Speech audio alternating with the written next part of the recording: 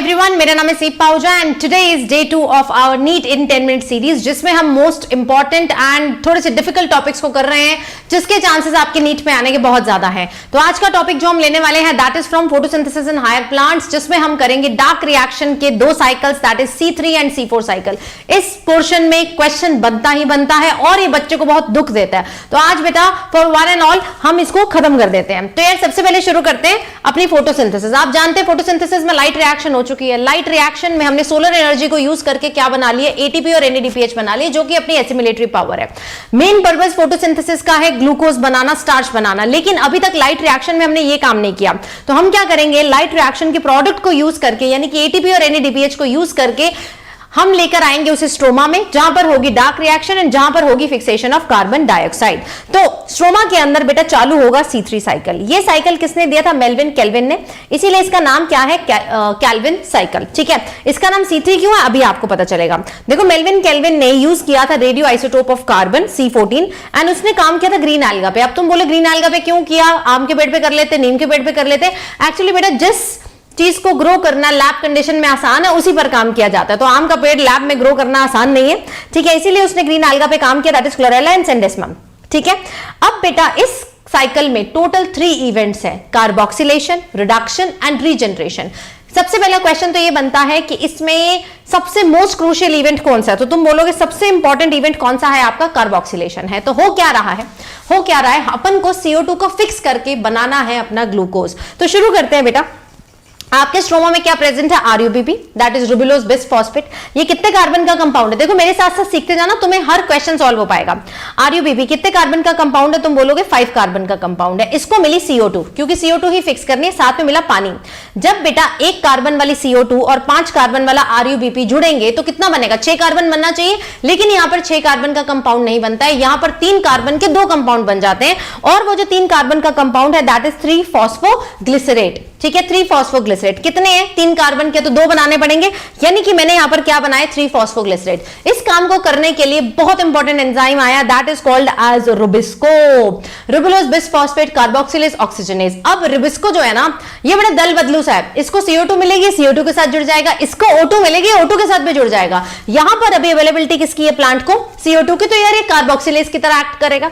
कल को इसको ऑक्सीजन मिले, CO2 ना मिले, तो यार ये ऑक्सीजनेज की तरह एक्ट करने लगेगा, एक wasteful process that is photo respiration चला देगा। तो मान लो ऑक्सीजन नहीं है, अभी अपने को CO2 मिली और हमने कार्बोक्सिलेशन की, 5 कार्बन वाला RUBP जुड़ा 1 कार्बन CO2 से, तो 3 कार्बन कंपाउंड बने दैट इज 3-फॉस्फोग्लिसरेट। अब ये जो 3-फॉस्फोग्लिसरेट है इनको रिडक्शन हो जाएगी and they will convert into triose phosphate. ठीक है, इनकी रिडक्शन हो जाएगी। रिडक्शन कराने के लिए हमारे पास कौन आए, जो एसिमिलेटरी पावर हमने बनाई थी लाइट रिएक्शन में। तो इस प्रोसेस में 2 ATP और 2 NADPH यूज हुए, याद कर लो, 2 ATP 2 NADPH यूज हुए। 2 क्यों बोला, क्योंकि यार 2 का कर रहे हैं ना, अगर 1 फॉस्फोग्लिसरेट की बात करेंगे तो 1 ATP 1 NADPH, यहां पर कितने 2 हैं, तो 2 ATP 2 NADPH को हमने यूज किया और इसको क्या बना लिया, 3-ट्रायोस फॉस्फेट बना लिया। अभी भी इसमें कितने कार्बन है, 3 कार्बन है। तो यार इसमें से कुछ तो ट्रायोस फॉस्फेट चल देंगे ग्लूकोज बनाने के लिए and glucose will be stored in the form of starch. Transport करना है तो सुक्रोज की फॉर्म में ट्रांसपोर्ट कर देंगे।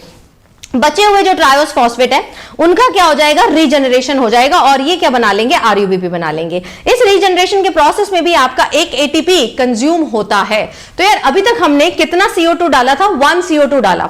1 CO2 में तुम्हारे कितने ATP कंज्यूम हुए, 2 यहां पर और 1 बेटा तुम्हारा यहां पर कंज्यूम हुआ, यानी कि for 1 CO2 molecule, yes for 1 CO2 molecule मेरे पास टोटल ATP कितने कंज्यूम हुए, 3 और टोटल NADPH कितने कंज्यूम हुए, 2। ठीक है, 2 ATP 2 NADPH आपके रिडक्शन में, बाकी 1 ATP आपका रीजनरेशन में। लेकिन एक ग्लूकोज बनाने के लिए मुझे ये चक्कर कितनी बारी चलाना पड़ेगा, 6 बारी, क्योंकि ग्लूकोज में 6 कार्बन होते हैं ना, तो 1 CO2 फिर दूसरा फिर तीसरा, तो 6 बारी अपन को साइकिल चलाना पड़ेगा। सो फॉर 6 CO2 यानी कि फॉर 1 ग्लूकोज आप इसको मल्टीप्लाई कर देंगे 6 से, that is 18 ATP and 12 NADPH molecule.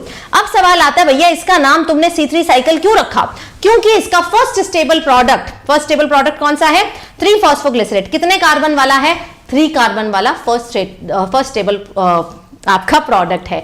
अगर इसमें पूछ ले प्राइमरी एक्सेप्टर ऑफ CO2 को किसने एक्सेप्ट किया, तुम बोलोगे RUBP ने एक्सेप्ट किया, है ना, किसने एक्सेप्ट किया CO2 को, RUBP ने एक्सेप्ट किया और फर्स्ट स्टेबल प्रोडक्ट बनाया that is three phosphoglycerate. So I hope this C3 cycle is done, it is a universal cycle, ये हर पौधे में होता है।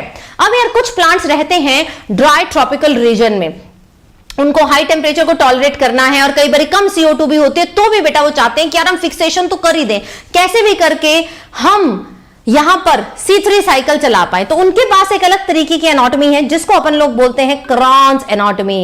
ये क्रान्स एनाटॉमी आपको किस में देखने को मिलती है? C4 प्लांट्स में। अब 4 क्यों बोला? अगेन फर्स्ट स्टेबल प्रोडक्ट इसके 4 कार्बन का होगा, but let us first understand. So ये जो C4 साइकिल है ये चलता है उन प्लांट्स में जो कि ड्राई ट्रॉपिकल रीजन में। Example is very very very important, that is मेज, एमरैंथस, सॉर्गम एंड शुगरकेन। अब सवाल आता है कि क्या इन चारों प्लांट्स में सिर्फ C4 चलता है? नहीं भैया, C4 अल्टीमेटली CO2 को दे रहा है C3 को। C3 का चक्कर तो चलना ही चलना है। यहां पर एक एक्स्ट्रा मैकेनिज्म है जिससे हम CO2 कंसंट्रेशन बढ़ा दे रहे हैं C3 के लिए। तो ये पौधे ऐसे होंगे जिनमें C3 भी चलेगा और C4 भी चलेगा। अब इन प्लांट्स के बाद एक स्पेशल टाइप की एनाटॉमी है, जैसे वो रीथ लाइक अरेंजमेंट नहीं होता जो श्रद्धांजलि चढ़ाते हैं, गोल गोल से फ्लावर्स होते हैं, उस टाइप का अरेंजमेंट है जिसमें आप देखेंगे कि बड़े closely packed bundle sheath cells हैं जिनकी थिक वॉल है, याद रखना है थिक वॉल है, और अंदर ये अंदर वाले बेटा आपके बंडल शीट सेल है जिनकी थिक वॉल है, ये ब्लू वाले आपके, और बाहर आपको क्या दिखाई दे रहे हैं बेटा? मेसोफिल सेल दिखाई दे रहे हैं। अब यहां पर देयर इज अ कैच, वहां हम देख रहे थे इन C3 प्लांट्स सारा माल मसाला किस में प्रेजेंट था? मेसोफिल में प्रेजेंट था, वहां बंडल शीट का कुछ था ही नहीं। यहां पर जो है ना मेसोफिल के पास रुबिस्को नहीं है, भैया इनको C3 तो चलाना है, तो रुबिस्को अपने ने किसको दे दिया है? बंडल शीट को दे दिया है। तो मेसोफिल के पास एक अलग एंजाइम है जिसका नाम है पेपकेज, और रुबिस्को नहीं है। इसका ऑपोजिट प्रेजेंट है थिक वॉल बंडल शीट में जिसमें आपका रुबिस्को है और पेपकेज नहीं है। चलो जी आ जाते हैं इधर C4 साइकिल में। तो C4 साइकिल की शुरुआत करते हैं मेसोफिल में। याद रखना है मेसोफिल के पास रुबिस्को नहीं है, तो यार CO2 आया, CO2 को कौन एक्सेप्ट करेगा? RUBP तो कर नहीं सकते हैं क्योंकि इनके पास रुबिस्को नहीं है। अब CO2 को एक्सेप्ट करने वाला एक 3 कार्बन कंपाउंड है जिसका नाम है फॉस्फोइनोल पाइरुवेट, पेप। ठीक है, पेप है। देन बेटा ये 3 कार्बन पेप के साथ एक और CO2 का कार्बन जुड़ेगा तो कितने कार्बन वाला कंपाउंड बनेगा? 4 कार्बन वाला ना। तो यहां पर अपने पास 4 कार्बन वाला बन चुका है ऑक्सैलो एसिटिक एसिड। तो first stable product is 4 carbon, that is why the cycle is called as C4 cycle. पहली चीज। दूसरा बेटा प्राइमरी एक्सेप्टर यहां CO2 का कौन है बेटा? पेप है। तो ये 4 carbon oxalo acetic acid convert होगा आपके मैलिक एसिड या एस्पार्टिक एसिड में। ये सारा काम कहां हो रहा है? आपके मेसोफिल सेल में हो रहा है। देन बेटा मैलिक एसिड प्लाज्मोडेस्माटा को क्रॉस करते हुए आ गए अपने अगले बंडल शीट सेल में। बंडल शीट सेल में बेटा एंट्री लेने के बाद ये 4 कार्बन मैलिक एसिड कन्वर्ट होगा 4 कार्बन पाइरुविक एसिड में, 3 कार्बन पाइरुविक एसिड में। ठीक है, किस में कन्वर्ट होगा? 3 कार्बन, रुक जाओ। So it will convert into 3 carbon pyruvic acid. अब यार 4 में से तुमने 3 यहां पर निकाल दिए तो 1 बच गया। ये जो 1 बचा वो क्या है? वो CO2 है। ठीक है, ये CO2 बेटा अब बंडल शीट के C3 में एंट्री मारेगा क्योंकि इसके पास रुबिस्को है। C3 में एंट्री मारेगा तो यार 3 ATP और 2 NADPH यूज हो जाएंगे पर CO2 मॉलिक्यूल। अब यार पाइरुविक एसिड वापस जाएगा किस में? मेसोफिल सेल में, और मेसोफिल सेल में बेटा रीजनरेट हो जाएगा इनटू पेप। तो 3 कार्बन पाइरुविक एसिड को वापस लेके गए और बना दिया दोबारा से पेप। इस प्रोसेस में, रीजनरेशन के प्रोसेस में एक बड़ा इंपॉर्टेंट एंजाइम यूज होता है जिसका नाम है पेप सिंथेटेज। ठीक है, यस, पेप सिंथेटेज। इस प्रोसेस में क्या हो रहा है? 2 ATP बेटा यूटिलाइज हो रहे हैं 2 ADP बनाने में, यानी कि कुछ तो एनर्जी तुम्हारी C3 में जो होनी थी यूज वो तो हो गई है सिमुलेटरी पार्ट, 3 ATP 2 NADPH। यहां पर 2 ATP एक्स्ट्रा यूज हो रहे हैं रीजनरेशन वाले प्रोसेस में, यानी कि अगर इसकी बैलेंस शीट बनाकर देखेंगे तो पर CO2 5 ATP हो गए ना, 3 C3 वाले और 2 यहां रीजनरेशन वाले। NADPH पे कोई फर्क नहीं है, NADPH पे कोई फर्क नहीं है, 2 NADPH। अब पर CO2 यार ये बैलेंस शीट है, एक ग्लूकोज के लिए कितना CO2 चाहिए मुझे? 6, मतलब 6 बारी साइकिल अपने को चलाना पड़ेगा। 6 से मल्टीप्लाई कर दो तो 6 को 5 से मल्टीप्लाई किया 30 ATP और कितने NADPH? 12 NADPH, यानी कि कितने ATP एक्स्ट्रा यूज हुए यहां पर? वहां कितने थे? 18, यहां कितने हैं? 30, 12 ATP का एक्स्ट्रा यूटिलाइजेशन हो रहा है इन C4 प्लांट्स। तो आई होप बेटा आपको ये चीजें बिल्कुल क्लियर हो चुकी हैं।